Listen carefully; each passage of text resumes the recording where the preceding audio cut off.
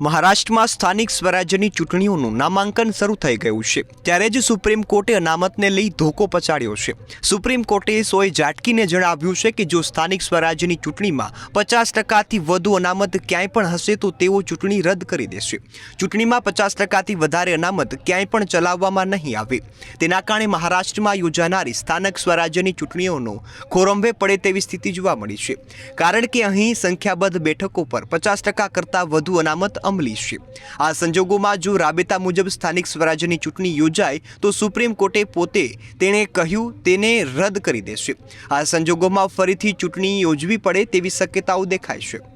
હવે જો સુપ્રીમ કોર્ટના જ આદેશનું પાલન કરવામાં આવે તો આગામી એપ્રિલ અને મેમાં ગુજરાતની સ્થાનિક સ્વરાજ્યની ચૂંટણી યોજાવાની છે, ત્યારે 27% ઓબીસી અનામતના અમલના કારણે અનામતનો 50% કરતાં પણ વધારે વધી ગયું છે। હવે સુપ્રીમ કોર્ટે જે વાત મહારાષ્ટ્રના લોકલ બોડી ઇલેક્શનને કહી છે તે વાત ગુજરાતની ચૂંટણીને પણ લાગુ પડી શકે છે।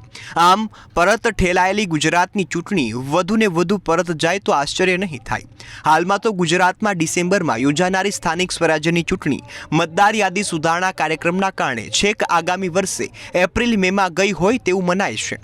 આમ ગુજરાતની સ્થાનિક સ્વરાજ્યની ચૂંટણીઓનો આધાર મહારાષ્ટ્રમાં યોજાનારી ચૂંટણીઓમાં સુપ્રીમ કોર્ટનું કેવું વલણ અપનાવે છે તેના પર રહેશે। જો મહારાષ્ટ્રમાં સ્થાનિક સ્વરાજ્યની ચૂંટણીઓને સુપ્રીમ કોર્ટે 50%થી વધારે અનામતના કારણે રદ કરી તો ગુજરાતમાં પણ તેના પડઘા પડ્યા વગર રહેશે નહીં। ગુજરાતમાં પણ સ્થાનિક સ્વરાજ્યની ચૂંટણીમાં 27% ઓબીસી અનામત અમલના કારણે અનામતની ટકાવારી 50%થી વધુ થાય છે। આના કારણે હવે જો મહારાષ્ટ્રની લોકલ બોડીની ચૂંટણીમાં સુપ્રીમ કોર્ટના નિયમનો હથોડો ઝીકાયો છે તો પછી ગુજરાતને પણ એપ્રિલ મેમાં ચૂંટણી યોજતી વખતે 50%થી અનામતની મર્યાદા લક્ષ્યરૂપ કરવી પડશે। હવે સુપ્રીમ કોર્ટ જો અનામતની 50% ટોચ મર્યાદાનો ધોકો પછાડે છે તો 50%થી વધારે અનામત અપનાવનારા રાજ્યોમાં ચૂંટણીના સમીકરણો પણ બદલાઈ જશે। મહારાષ્ટ્રમાં મરાઠા અનામત લાગુ છે તો ગુજરાતમાં ઓબીસી અનામત ચૂંટણીમાં લાગુ છે। તે મુજબ રાજ્યની નગરપાલિકાઓ અને મહાનગરપાલિકાઓમાં કેટલી બેઠકો જનરલમાં આવશે તે પણ હાલ સુનિશ્ચિત થયું નથી। આ સંજોગોમાં હવે સુપ્રીમ કોર્ટના પગલાંના કારણે આગામી દિવસોમાં ફરી પાછા ચૂંટણીલક્ષી અને રાજકીય સમીકરણ પણ બધી જ રીતે બદલાઈ શકે છે।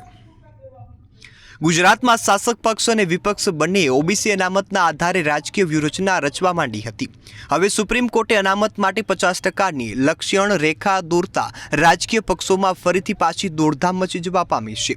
સૌથી વધારે ખરાબ સ્થિતિ મહારાષ્ટ્રમાં થવાની છે તો ગુજરાતમાં હવે સ્થાનિક સ્વરાજ્યની ચૂંટણીમાં સુપ્રીમ કોર્ટે આપેલી ચેતવણીને કઈ રીતે લેવામાં આવે છે તે જોવામાં આવશે। રાજકીય પક્ષો પણ સુપ્રીમ કોર્ટના ચુકાદાનો શું તોડ કાઢે છે તે પણ જોવાનું રહેશે।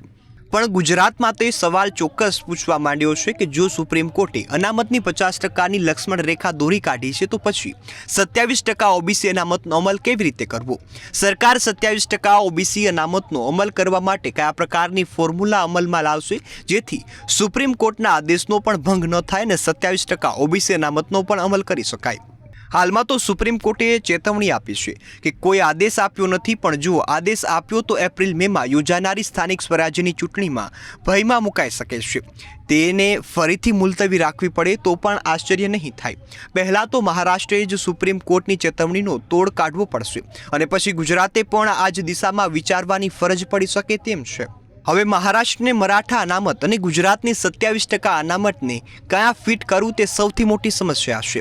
મહિલા અનામતને કારણે એક બાજુએ મરાઠા તો બીજી બાજુએ ઓબીસી અનામતને 50%ની અંદર લાવી જ શકાય તેમ નથી।